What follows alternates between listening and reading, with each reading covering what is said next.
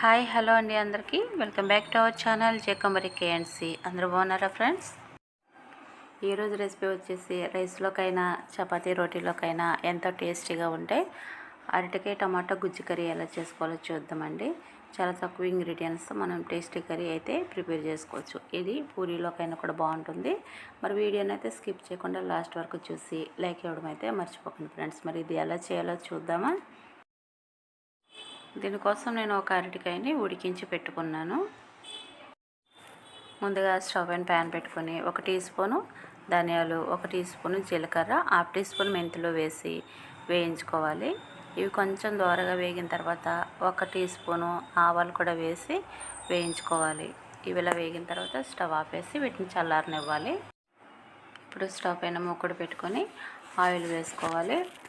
Oil heat అయిన తర్వాత 1 tea spoon ఆవాలు, జీలకర్ర వేసి వేయించుకోవాలి. దీంట్లో కొంచెం పచ్చిమిర్చి, అలాగే ఒక చిన్న ఆనియన్ సన్నగా కట్ చేసి వేసుకోవాలి.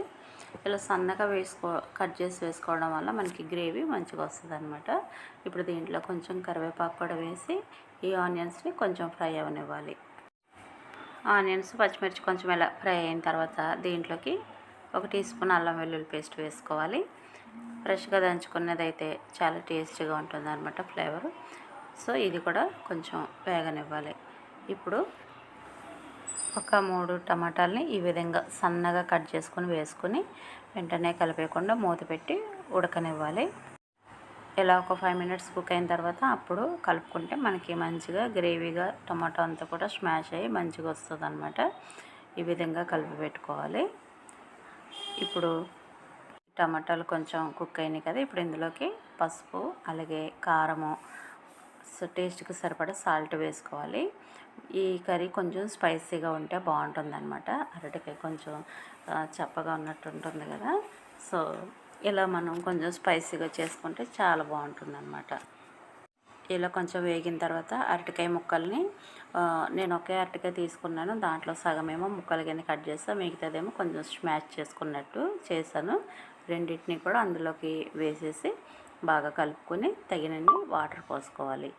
ఎందుకు స్మాష్ చేస్తానంటే మనకి గ్రేవీ కొంచెం మంచిగా గుజ్జులాగా థిక్గా వస్తుంది, అందుకని చెప్పేసి అలా చేస్తాను అనమాట. ఇలా వాటర్ వేసుకొని 5 మినిట్స్ పట్టు కుక్ చేసుకోవాలి. చూడండి 5 మినిట్స్కి మనకి చక్కగా కుక్ అయిపోయింది.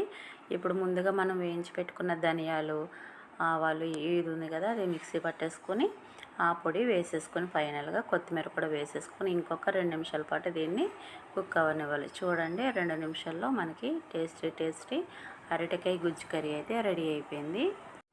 ఈ టైంలో ఇంకా స్టవ్ ఆపేసుకోవచ్చు. చూసారు కదండి ఎంతో టేస్టీగా ఉండే టమాటో అరటికాయ గుజ్జు కర్రీ ఎలా చేసుకోవాలో. ఈ అరటికాయ టమాటో గుజ్జు కర్రీ చాలా బాగుంటుందండి, సూపర్ టేస్టీగా ఉంటుంది. మనకి నాన్ వెజ్ తిన్న ఫీలింగ్ వస్తుందన్నమాట. మనం వెజ్లోని ఇలా డిఫరెంట్గా చక్కగా నాన్ వెజ్ స్టైల్లో కర్రీస్ చేసుకోవచ్చండి, చాలా బాగుంటాయి. ఇదైతే పూరి, చపాతీ, రైస్ దేంట్లోకైనా కూడా అదిరిపోతుంది అనమాట, అంత బాగుంటుంది. దోశలకైనా కూడా బాగుంటుంది. మనకి కొంచెం ముక్కలుగా ఉన్నాయి, అలాగే గ్రేవీగా కూడా ఉంది. సో తప్పకుండా మీరు ట్రై చేయండి ఫ్రెండ్స్, చాలా బాగుంటుంది. నచ్చితే డెఫినెట్గా ట్రై చేయండి. మరి మన వీడియో కనుక నచ్చితే ప్లీజ్ లైక్ చేయండి, షేర్ చేయండి. అలాగే కొత్తగా ఎవరైనా చూస్తుంటే ప్లీజ్ సబ్స్క్రైబ్ చేసుకుని సపోర్ట్ చేయండి. థ్యాంక్ యూ అండి. Thank you for watching.